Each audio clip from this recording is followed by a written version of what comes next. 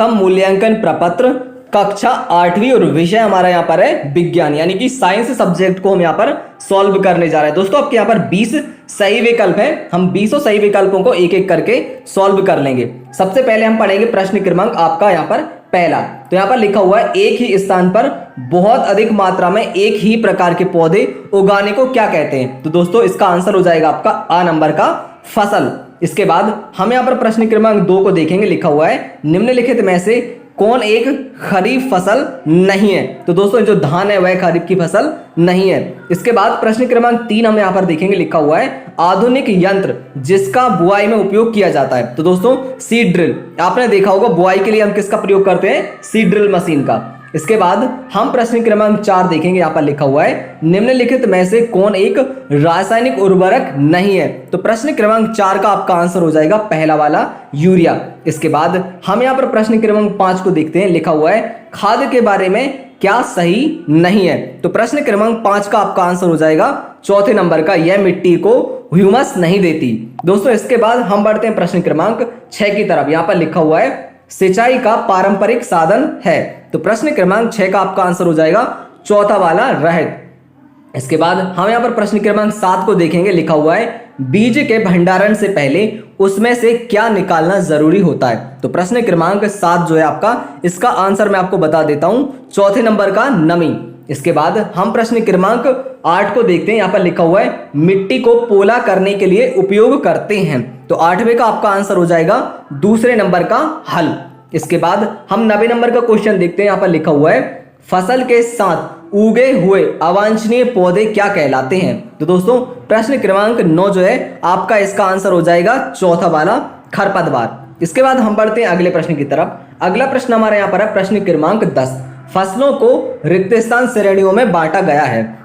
10वें का आंसर हो जाएगा आपका 1, 3 श्रेणियों में बांटा गया है। इसके बाद दोस्तों प्रश्न क्रमांक 11 आपके यहाँ पर लिखा हुआ है मिट्टी तैयार करने से अभिप्राय है। तो प्रश्न क्रमांक 11 का आपका आंसर हो जाएगा दूसरा वाला, मिट्टी को पोला करना, यानी कि मिट्टी तैयार करने से क्या अर्थ है, मिट्टी को पोला करना। इसके बाद दोस्तों प्रश्न क्रमांक हम यहाँ पर देखेंगे 12। लिखा हुआ है मिट्टी तैयार करना सहायता करती है। तो प्रश्न क्रमांक 12 का आपका आंसर हो जाएगा चौथे नंबर का ये सभी। इसके मैं अब आपको बताऊंगा एक न्यू ऐप के बारे में जो स्टूडेंट्स में काफी जल्दी पॉपुलर होती जा रही है। कोई क्वेश्चन हो, कोई डाउट हो या कोई कॉन्सेप्ट समझ ना आए, बोर्ड्स हो या जेई नीट्स, पढ़ाई में कोई भी प्रॉब्लम हो, इनका सॉल्यूशन है फ्लो ऐप। अपने डाउट को किसी भी समय क्लियर करें इन दीज 3 इजी स्टेप्स। सबसे पहले इस ऐप को प्ले स्टोर या ऐप स्टोर से डाउनलोड करें, फिर अपने फोन नंबर से इजीली साइन अप कर लें, अपने क्वेश्चन का पिक्चर लें या उन्हें टाइप करके सबमिट करें और फ्लो ऐप 60 सेकंड्स में आपको इंडिया के टॉप एक्सपर्ट से लाइव कॉल पर कनेक्ट कर देगा। आपके क्वेश्चन में आप कहना चाहते हैं कि बल्ब की पावर कितनी है। अगर बल्ब जो है वो 220 वोल्टेज पर ऑपरेट हो रहा है, राइट। इस बैटरी का जो वोल्टेज है वो आपको गिवन है 220। तो ये आपको सिंपल रिलेशन हो गया यहाँ पर। अब अगर कोई आपको और डाउट है तो आप बताइए।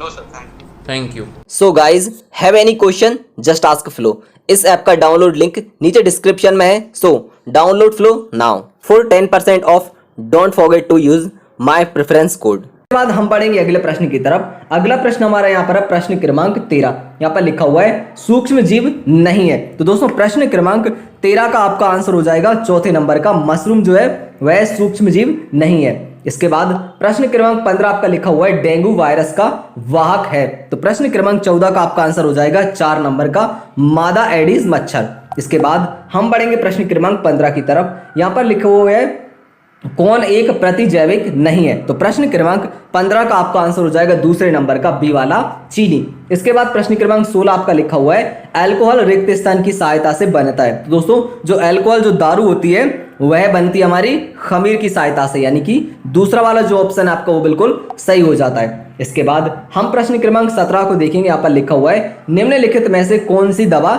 ज्वरनाशक है। तो प्रश्न क्रमांक 17 का आपका आंसर हो जाएगा चौथा वाला, पैरासिटामोल। पैरासिटामोल जो ज्वर यानी कि बुखार में किसका प्रयोग करते हैं हम, पैरासिटामोल का।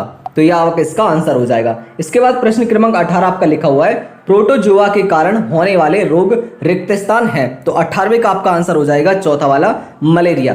इसके बाद हम यहाँ पर प्रश्न क्रमांक 19 देखते हैं निम्नलिखित में से किस सूक्ष्म जीव में क्लोरोफिल होता है। तो प्रश्न क्रमांक 19 का आपका आंसर हो जाएगा तीसरा वाला शैवाल।